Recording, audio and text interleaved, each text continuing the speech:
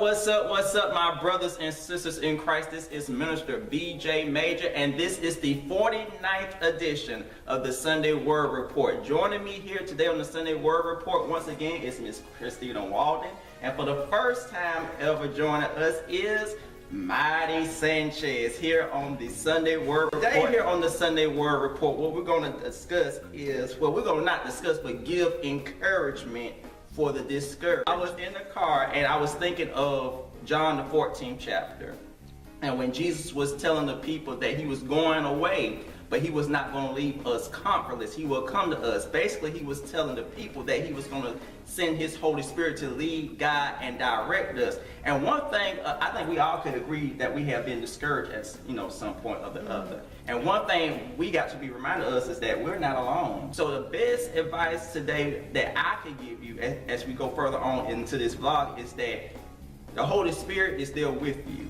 He's there to lead, guide, direct you, to comfort you. You are not by yourself. And not only that, you have other true believers. And I use that word very strongly because everybody that say they're a believer ain't truly a believer. So there are some true believers out there that are willing to stand with you and help you along life's journey. So I pray that you all be encouraged today as we discuss and give encouragement for the discouragement. I think the main thing that I was necessarily trying to bring up with this topic was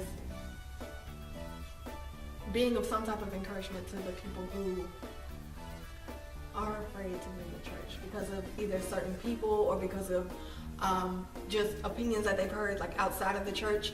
But I definitely feel like with us in this generation, with us being young, I feel like it's our obligation to reach out to our age group and to give some type of encouragement that, okay, you might not be so sure about your faith, and you might have, your doubts and your concerns, but with us, you see how we're living our life. You see how God is being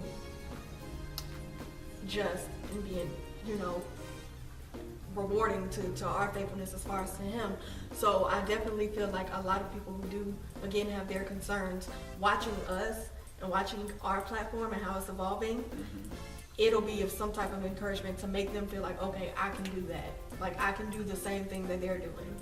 So definitely that's my whole point. That's the people I'm trying to reach out to. Speaking from experience, I've been in church. I've been a part of a church where I've been discouraged in many different ways. Like the youth department, from when I was a kid, no one used to not talk to me or anything.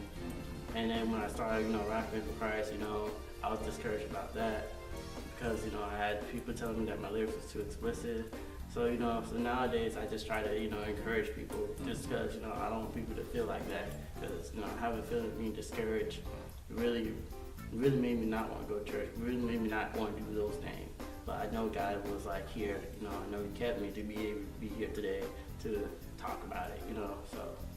Yeah, like me and Christina talked about on the last edition of Sunday Word Report, like even with me, I was a normal kid, but then again, I wasn't a normal kid. Like, I did kid things, but then again, I had this ministry, at a young age, Right. And I used to get so much grief from people because I was young, and this was before my voice went through puberty, my voice was a lot lighter, and I was... Oh, you was high-pitched, bro? Yeah. Good thing nobody could ever listen to those archive messages I did back in the day. I'm about to look for those tonight. Maybe one day, but yeah, it just I used to get picked on, teased, and plus I've always been in the church, and I used to get discouraged a lot. Used to get bullied and teased. But as I got older, I realized at the end of the day, God has placed something on my life. I'm not meant to be like everybody else. That's not saying I'm better than other people, but God has something on my life, and I believe each and every person has something on their life. It's up to that person individually to realize, that anointing. I'm gonna come from a point of view differently from y'all, but it's gonna be still on the same subject. There's a lot of people that gets church hurt, and I'm part of that. I'm a hardcore part of it. I've been really church hurt in a way that I literally stopped going to church because I was like, man, you know what? God's in me.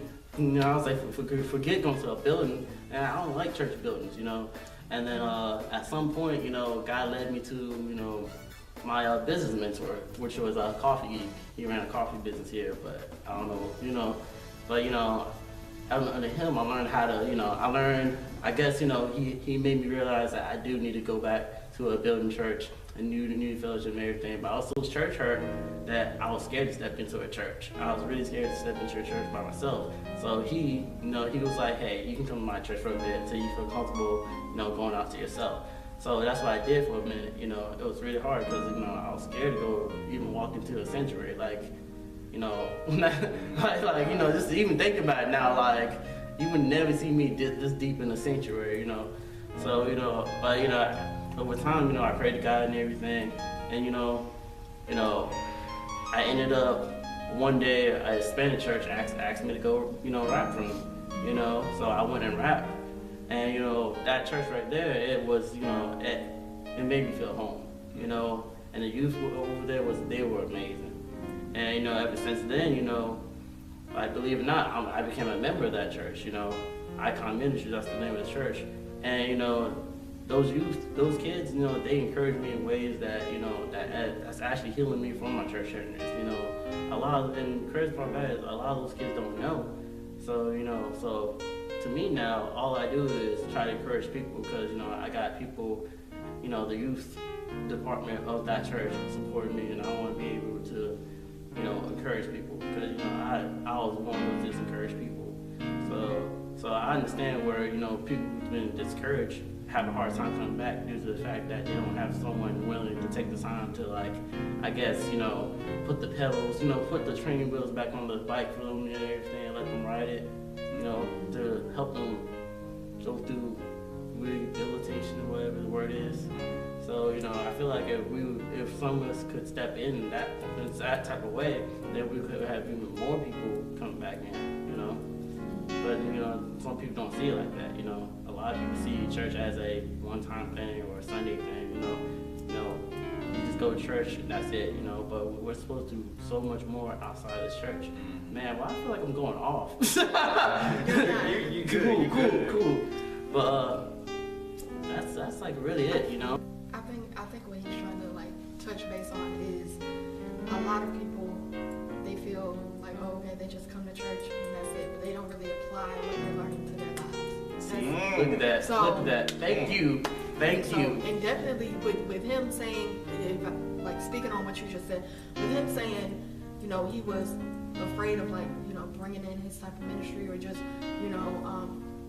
being scared to be involved in the church at all. I mean, I can relate to what he said because when it was time for me recently to step up and start taking over, with me being young and me being viewed as the baby of the church, pastor's daughter and the youngest daughter, you think, well, it's the older crowd here.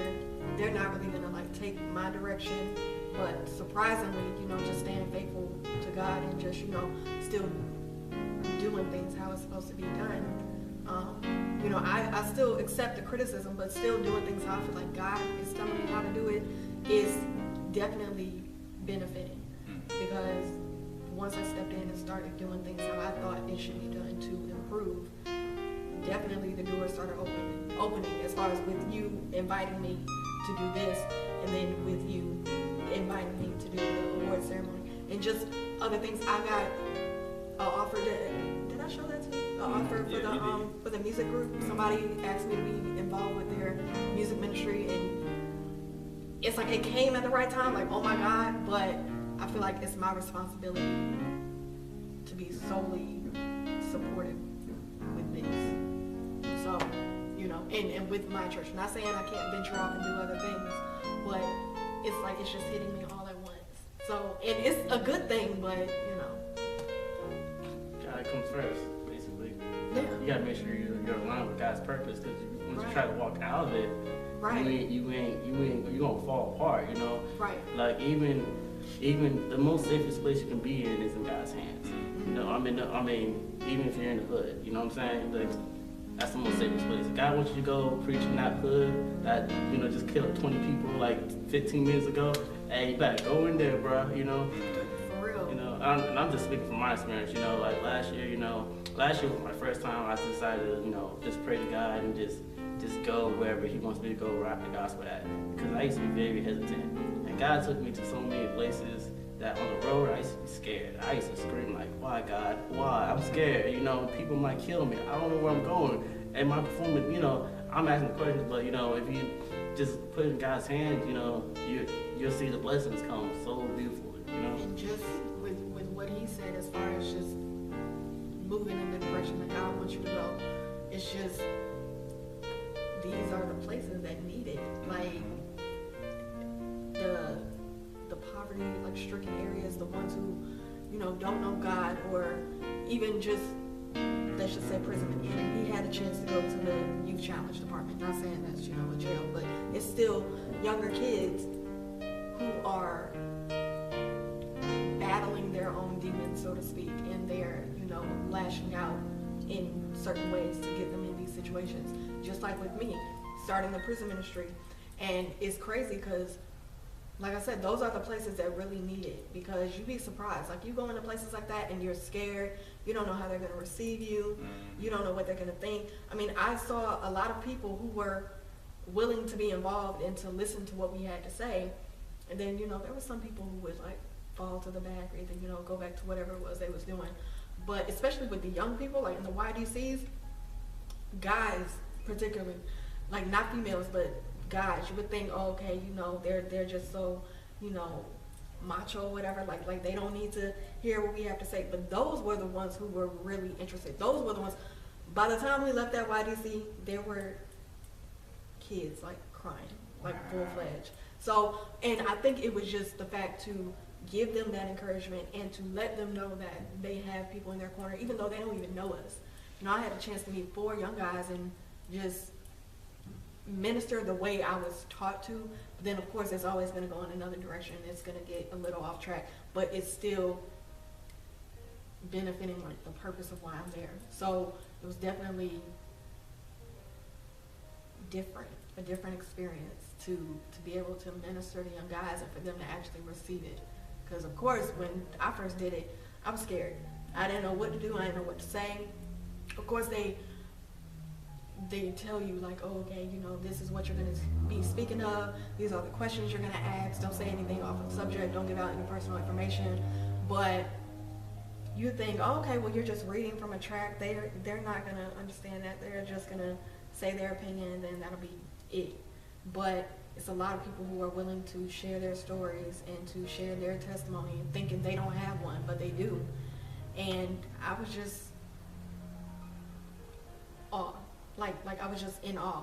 So, of course, when I first got there, you know, like I said, I was scared. Like, I tried to back out of it. Like, and I feel like that was tricking the enemy. Like, I tried to back out of it the day of. I was like, no, Dad, you know, I'm not going. Like, I got some stuff to do. Like, I got to study. He was like, no, I done signed you up. Like, you going. So, you know, but definitely if I would have backed out, then I wouldn't have done it a second time. And now I'm preparing to do it for my 3rd time and trying to get other people involved, like you or, you know, John. So it's just a great feeling. It's a good feeling to be encouraging to the people who need it. With us, how I was saying, we're supposed to be reaching out to our age group, because remember how we was talking after our vlog ended, and I remember saying a lot of Christians. I'm looking at the camera when I say this. Y'all look. A lot of Christians and an older crowd in the church, whether you're Pentecostal holiness, Baptist, however you want to put it. Doesn't matter the set. That's what she's saying. Right. Okay. Doesn't matter. But like, it's the older crowd that are so stuck in their ways, and they don't notice when younger people, you know what I'm saying, younger people who have a different form of worship or a different form of praise, it's like they don't understand it. It's like they say they want to see more people in the church, they want to encourage more people, but then when you have these people come in the church and do what they're supposed to do, or do what God is asking them to do, it's like you tear them down for it. I just want to make something very clear for all y'all. The church don't save you, church equips you. And the Bible does talk about don't forsake the gathering of the assembly of being around other believers. So you go into church to get a close relationship with God. Don't worry about people now. Like I told you, I've been in church all my life. But trust and believe, I have been church hurt a lot. Now, I grew up at a church from a baby up until I was 20, and I've been at another church for the past 6 years. It's crazy. I've never dropped out of church because I wanted to, but I thought about it. I'm like, I'm coming to church for Jesus. I want to know more about him. So why am I going to let this person keep me away from pursuing a closer relationship with him? Now, mind you, that was back during the time I was going through depression issues and struggling with suicidal thoughts, all that stuff. But I stayed right there in church. And it really ticked people off. The people that was giving me a hard time, it ticked them off because you could tell they really wanted me to just leave. But I never left. You got to remember why you are going to church. You got to remember why you are pursuing a closer relationship with Jesus. Because at the end of the day, we living for Christ. Right. We are for him. I was listening to y'all, and that's what people need to hear, the truth. Like, be yourself, tell the truth, because there's a lot of people watching this vlog that's going to be blessed by, what y'all said. That's why it's so good that I'm not the only person on here, nowadays, because I love having other people on here giving their point of view and their testimony. But I just want you all to be encouraged. If you feel discouraged, be encouraged. Don't let nothing weigh you down. Here's the thing, if you got a lot of negative things happening in your life, let that negative turn into a positive. Let your hard times build you up. Like I talked about my book. My book is like my broken pieces coming together. God took my broken pieces and turned it into a book. Let God take your broken pieces and turn it into something beautiful. I think a lot of, it's like we're just bouncing off of each other. Yeah. It's like, like I'm bouncing off of what he says, and then just for you to sit there and listen, and then for you to have, what you needed to say, I felt like it's definitely the truth. Everything that we're saying is because we experienced it. It's not like we're just saying it just to say it because we're being filmed. It's just stuff that we experience. I can't tell you how many times, not necessarily certain people, but just things that were done in the church that I didn't necessarily agree with. I had to bite my tongue, because I'm the baby. Nobody would really pay attention to what I said. Nobody would take it serious, and just, we'll leave it up to the pastor and the, pastor's wife. They'll take care of it. But there's been a few times, actually, where I've seen people who will, with the way this area is a lot of homeless people. They'll, they'll walk in either to the building next door, or either they'll walk into this building and just be curious. And with people who don't know God, or either who are trying to come into the church, you're supposed to make them feel welcome. There's been plenty of times where I've seen people walk in, nobody says anything to them. We just, the pastor's up preaching, they come and they sit in the back, and we just turn right back around, act like they ain't there. And that makes them feel some type of way, whether you believe it or not. And people look at that.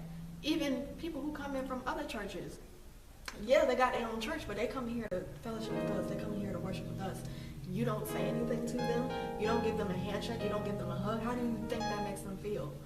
I mean, there's been a time where I've come into a guest church because I've been invited, and because of my experience, I can't say I won't go back. All I can do is just, move forward, pray for that pastor in their congregation, and just keep it pushing. Not saying, I'm going to cut them out completely. It's still people that I know, but You're just going to trust the process. I was just talking with a member of my church about this yesterday, and it's not necessarily on the,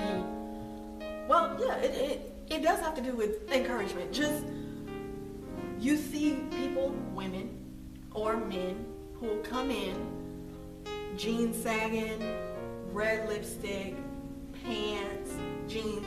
And again, that's the older crowd being set in their ways. You're not supposed to wear jeans to church. You're not supposed to wear tube tops to church. You're not supposed to wear 6-inch heels to church. First of all, I wear my 6-inch heels because I can't wear nothing. There are plenty of churches who are now doing jeans, doing what they want to wear. It's not by the book all the time. And that could be a reason why people get discouraged, because they can't come as they are, and they can't feel comfortable. It's like they have to look a certain way in order to be accepted, and they don't. And it's just reminding people of that, because it's still out there. It's still churches who do that. It's still people who feel that way. Me personally, I've experienced it, but in order to evolve, you're gonna have to make changes. You can't be stuck in your ways all the time and feel like everything has to stay the like you were saying, it's like some people, some of the, I don't know how to say it, but I guess some of the staff members of the church, I want to say, tend to forget that, we're supposed to let them come as they are and let God transform them. Because everybody's relationship with God is on their own type of progression. We're all not perfect. And Rome wasn't built in a day. So, for someone like me, when I first got saved, I used to sag my pants. I used to dress all crazy. But as I got saved, read my word and everything, I let God transform me and make me realize that, hey, I shouldn't be dressing like this. In fact, I'm surprised I'm like wearing a collar shirt, honestly, because I used to not like collar shirts. So, if the staff members can learn that again, or remember that, whatever they're going through, we can enable more people from the outside to encourage them with their relationship with God. Yeah, because people feel like if you don't show up to church in like a dress or either a suit, then it's like you're not supposed to be here. Or like you ain't gonna make it to heaven, you know what I'm saying? Right, like you're not gonna make it to heaven. And it's like you got people who might not saying this happened here, but you got people who might be like, okay, for example, let's say he showed up in here with some jeans, some Air Forces, but his collar shirt was open showing like a white tee or something. Like people gonna look at him, certain people might look at him and be like, well, where your blazer at? Where your church shoes at? Where your church socks at? Like, you're not supposed to be showing up in here like that. And that makes people feel some type of way. Yeah, because like, they might be trying their best because they might not be able to afford.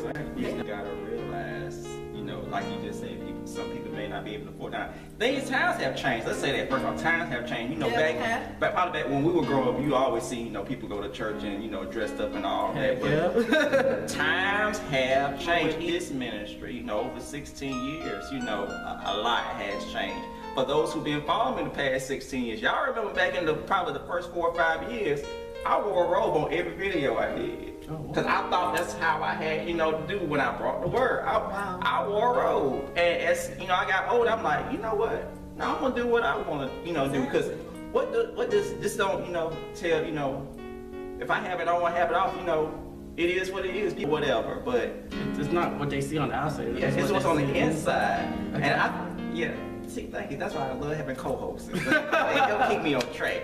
But yeah, it's just like, people want to know what's on the inside.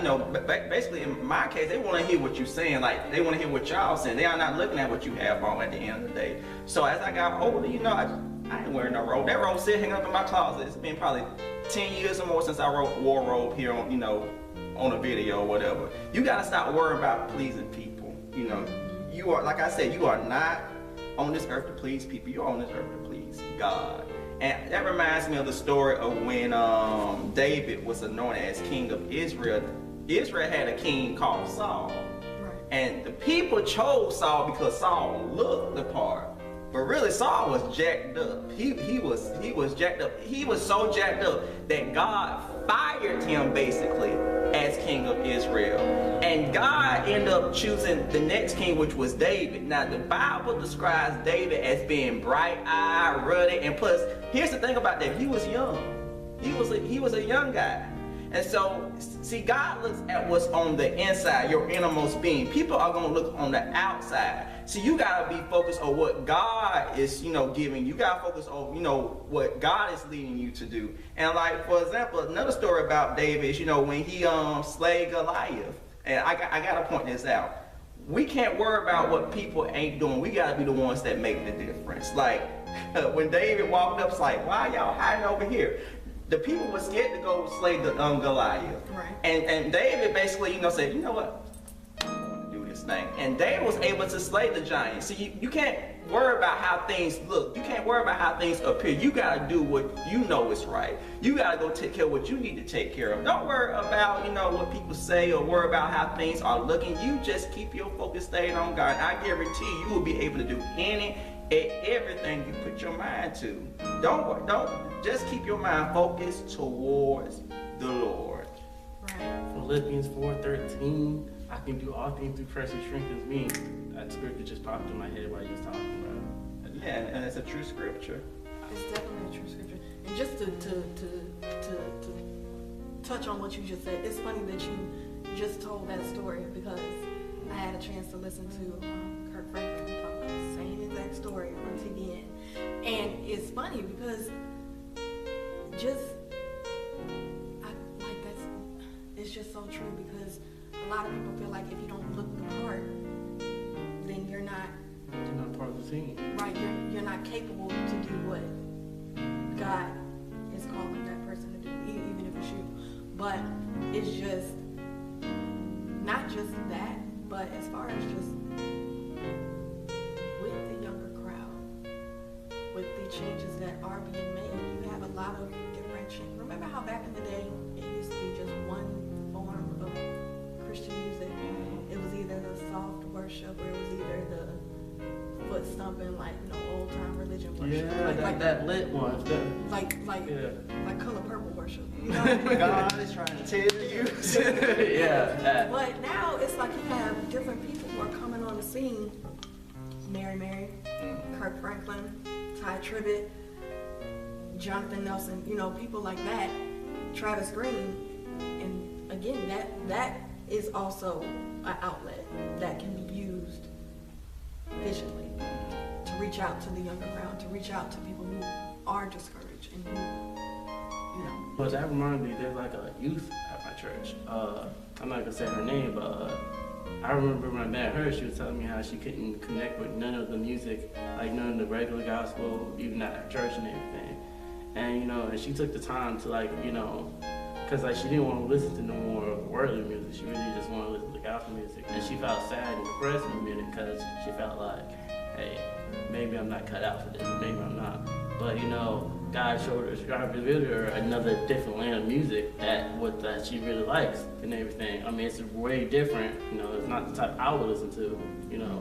But it's it was something that she found and it encouraged her in everything. and just on the music too. That's like Tasha Cobb was getting a lot of flack for that song she did with Nicki Minaj. A lot. It's like who are we to judge because we don't know how Nicki Minaj lives her life except what you see through TV. We don't know how Tasha Cobb lives her life.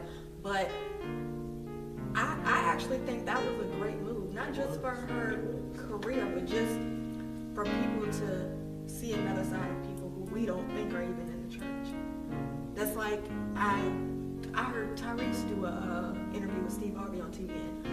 I didn't think Tyrese was in the church like that. Tyrese is very saved. His faith is very solid. So with the Tasha Cobb and Nicki Minaj controversy, again, we don't know how Nicki Minaj is living her life, and who knows? She might be saved. She might have some type of faith, and this is her way of expressing it. Nobody probably brought her the opportunity to do it. So with that one person reaching out, okay, well, let me go ahead and express my faith and my love for Jesus in a way that I know how. And I'm pretty sure that moment reached people who aren't saved just because of who it is. Yeah. And I think that's what a lot of people need. Like, they need that type of outlet, that door. Yeah. Because honestly, in my case, with my ministry, like, I have friends, they don't want to listen to my music because they know that, it's Christian music. And, and they be the ones that really need to be saved. So, imagine, that song that girl did with Nicki Minaj, they could just stumble upon it and boom, they get fit at convention, get saved, Or even that song with Mary and David Banner. Who would have thought David Banner would have been on the gospel track? Or the song Charlie Wilson came out with some time ago. Charlie Wilson with T.I. Yeah. You remember, I don't know if y'all remember him when he was on Celebration of Gospel, and that testimony. Wow. I was at home on the floor, literally on the floor. Wow. That was a moment. And it's also people like Fantasia. Grew up in the church-based, Whitney Houston. Even though they're singing secular music, they don't let themselves get caught up in the hype. And it's like they constantly remind people, this is where I'm from, this is what I know. It's not like I moved on and forgot about it.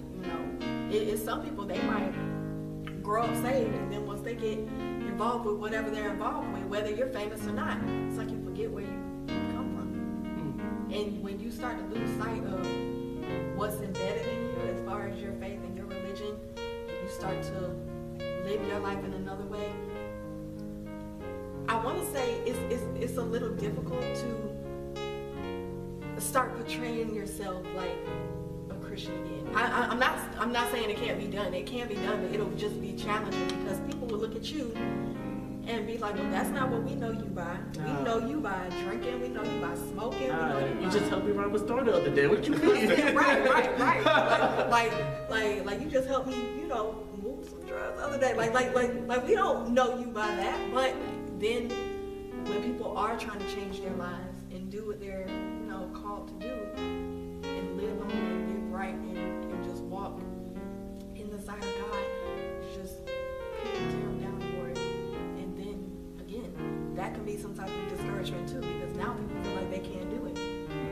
So It's a different time. It's a different time, and I strongly believe that there's a revival taking place with the young people nowadays. Not just people in general, but especially the younger crowd. Because I don't know if y'all know this, but there's a lot of young people who are on fire for Christ in the church and outside the church. But it's important that we band together and help bring them into church. Let them know that the church doesn't save you, but it equips you. And if you don't, feel like God's leading you, go find another church. But don't let no one keep you out of church. Don't miss out on your bliss, on your breakthrough. It's, you gotta go to church so it could equip you to be the church. Because the building is just the building. The church is the people. I just want to tell y'all that because there's a lot of people that don't know that. They think church is the building. Church is the place to equip you, but the church is in the people. You got to go out into this world and be the church, just like how you do the prison ministry and you went to Youth Challenge. That's what the church is all about. And like with me, I'm doing more stuff in the community. That's what the church is all about. Getting the word out there and letting people know that, hey, if you need me, I'm here for you. If you're looking for a church, I can help you find a church where you can learn and grow. No, there's no perfect church. right. No perfect church. There are going to be hypocrites in every church you go. There are going to be people that are going to say stuff to you everywhere you go. But that's why it's important to keep your focus. Stay on Jesus. And read your word. Definitely read your word and just pray about it. Pray about certain things that you don't even think should be prayed for. Because I'm going to tell you, it wasn't until recently when I started to take the initiative as far as in the church. I didn't pray. I didn't study the word. I didn't do any of that.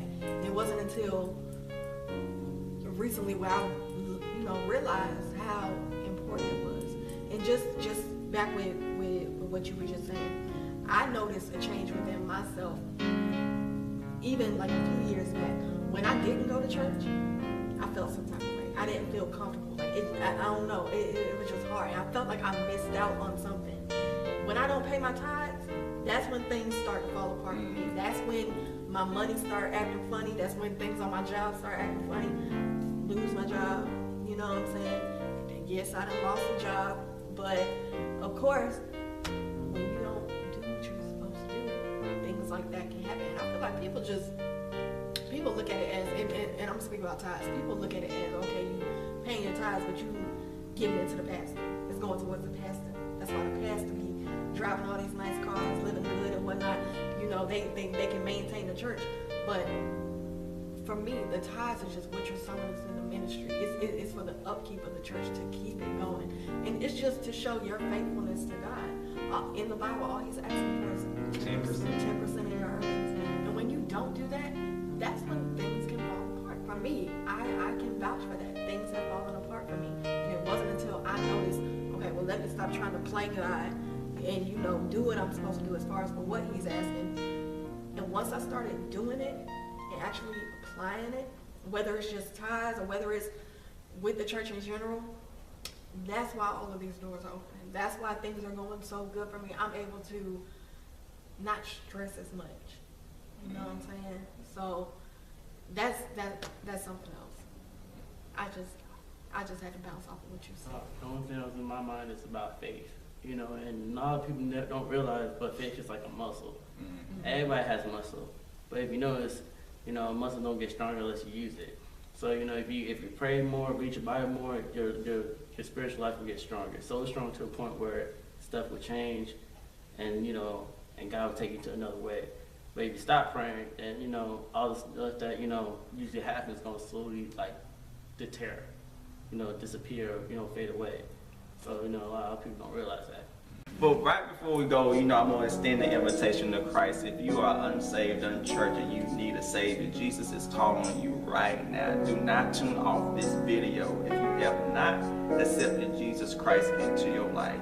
Y'all know y'all can reach me down below. I got all my social media information. You can email me if you want to accept Christ. I normally tell you all to do your own prayer because God wants to hear from you. But if you need help, just hit me up on social media. I will pray with you and I will help you find a church where you can grow and be equipped with the word. But I'm telling you this. I'm saying this with all my heart. Do not click off this video if you have not accepted Christ as your Savior. If we confess our sins, God is faithful and just to forgive us and to cleanse us from all unrighteousness. If you confess with your mouth the Lord Jesus and believe in your own heart that God has raised him from the dead, you will be saved. So today when you hear his voice, harden not your heart. Let Jesus come on in and just change your whole life around. Don't worry about people. Don't worry about who may be sitting right there next to you. You give your life to Jesus. Amen, amen, and amen. And Father God, I'm asking that this video that has been done reaches out to somebody. Oh Lord, I'm asking that at the sound of our voices that someone is saved and that someone is encouraged. Oh Lord, I understand that us three sitting here probably had our doubts as far as how this video is going to go, oh Lord, but I thank you for allowing it to go smoothly. Lord, I'm asking that whoever's out there who needs encouragement or who needs some type of uplifting, that what we said has touched their hearts, touched their minds, and touched their souls, oh Lord.